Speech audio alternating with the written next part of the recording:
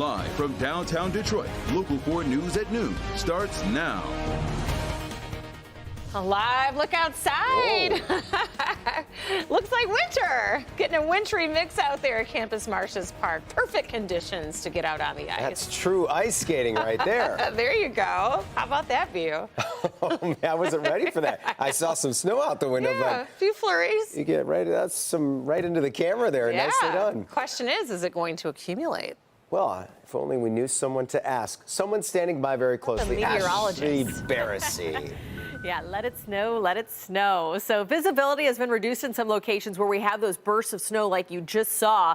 So often a Howell down to a mile visibility, often a Jackson less than a mile, 2 miles in Pontiac. And as we look here in the city, believe it or not, we're at 7-mile visibility, but it probably looked a little worse on that camera that we just showed you. You can see this shot from Windsor looking downtown and definitely looking like we have reduced visibility with the skyline, and those flakes are flying. Detroit 37, Howell 32, Pontiac 33, and Adrian 36. But we have westerly, northwesterly winds picking up 10 to 15 miles per hour right now, gusting a little upward of that. And that's factoring into wind chill readings across the board in the 20s. So 29 is what it feels like in the city, 25 in Ann Arbor. As we look at Exact Track 4D, only area that might have a few raindrops mixed in, close to M59 by Macomb. Otherwise, the rest of us contending with frozen precip flurries coming down at the moment. So snow showers in the forecast this afternoon with falling temperatures and really gusty winds, upward of 35 miles per hour. We'll have a closer look at those wind gusts and when all the snow moves out in just a few minutes.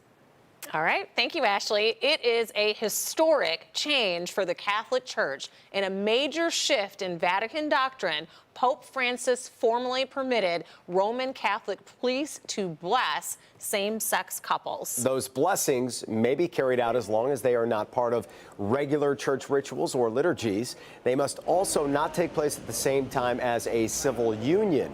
The ruling is a shift now from a 2021 ruling from the Vatican Doctrine Office, which barred any blessings, saying God cannot bless sin.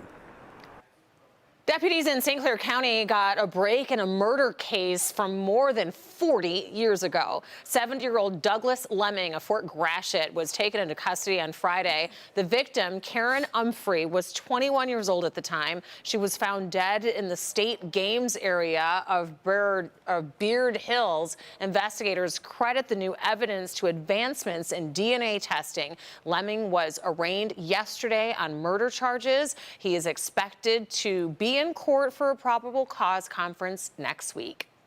Police in Michigan helped West Virginia law enforcement arrest 4 men tied to high-end burglaries across multiple states, including right here in Metro Detroit. MSP tracked a cell phone leading to the pulling over of a burglary suspect on I-64 in Charleston, West Virginia. Police say they found stolen jewelry estimated to be valued at $50,000 and arrested all 4 men inside the vehicle. Police believe this is just one of several crews coming from out of the country to target high-end homes. The Detroit music scene is feeling the loss of a local icon. Funk and electric artist Fiddler has passed away at the age of just 65. He's worked with the likes of Prince, Moody Man, and Jay Dilla. His Instagram page announced his passing just a few hours ago. While Fiddler has been suffering from poor health for some time, the cause of his death is unknown. Last year, he spent months in the hospital after undergoing a surgery. On top of his music career, he also launched a music production school here in Detroit. Starting today, the Detroit Wayne Integrated Health Network is rolling out a mobile crisis unit across Wayne County, several actually. Anyone can get support, regardless if you have insurance or not. Officials say each unit will have a master-level clinician and peer support specialist inside. It's the first phase of the project, which hopes of expanding that service to a full 24/7 capacity by the spring. Anybody who wants to take advantage of this service can call 1-800-241-4949.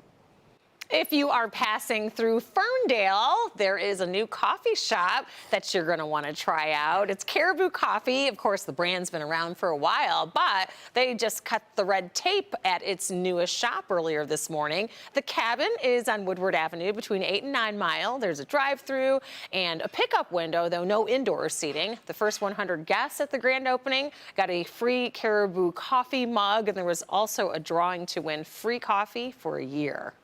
Somebody got free coffee. Yeah. A Lions player looking for your help today to make sure something is under the Christmas tree for families in need. In the spirit of the holiday, Khif Raymond is hosting a toy drive. It starts at 5 o'clock, goes until 9 tonight. It's at the Garden Theater on Woodward near Selden. He's teaming up with the Detroit Black Chamber of Commerce for the 11 Blessings Outreach Program. After all of those donations are collected, he'll surprise families throughout Metro Detroit with those toys. We are 1 week to the day from Christmas, and that means it is crunch time if you are trying to deliver anything. Delivery workers working around the clock to make sure everyone's presents are under the tree. Yeah, our Priya Man got a look at the holiday rush at a post office in Allen Park. Distribution facilities like this will be bustling over the next couple of days to get your holiday items to their destination in time. Just take a look at some of these sacks here.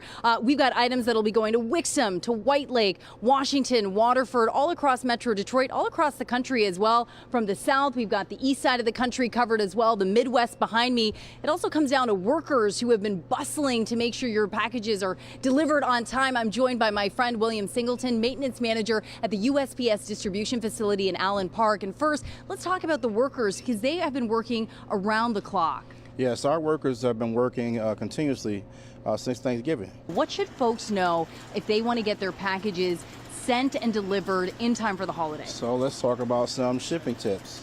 The first thing you want to do is make sure that you choose the right size box. Right. The second thing is to make sure that you use some good packing material. You also want to make sure that those fragile items are wrapped or stuffed, okay, so that they don't break during shipping.